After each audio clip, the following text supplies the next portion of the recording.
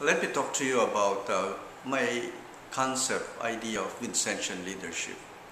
One of the things that is always at the back of my mind, in fact, if you look at my office, I have a picture of St. Vincent de Paul in a statue.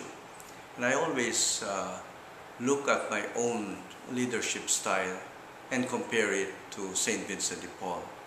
I think he was a great leader, and he has inspired millions of people by the kind of leadership that he exercised. What do I see in the example of St. Vincent that I think is applicable to my own leadership? One of them is to act as a servant. To be a leader does not mean to say that you are always the first one. In fact, sometimes I think the idea of leadership is to facilitate the growth of individuals, of persons. So sometimes the question I ask myself is not what I can start, but how do I get out of the way so that I can empower my people to do whatever they need to do. Sometimes I ask them these questions. What do you need me to do so that you can do whatever you need to do? If you are a director of a particular unit, or if you are a faculty member or whatever, I think that is one of my ideas of a servant leader. Get out of the way so that people can actually do their part. Another one also, of course, is to be a visionary, meaning to say that more or less you know where to lead your people. Now, it's not a personal vision that you should have. It is a vision that the community actually articulates. You as the leader will have to work with your community, and together you articulate your vision, and then you motivate people to move towards that vision in different ways, sometimes by inspiring them, sometimes by talking to them, but most of all by giving them an example of what it means to move towards a particular vision.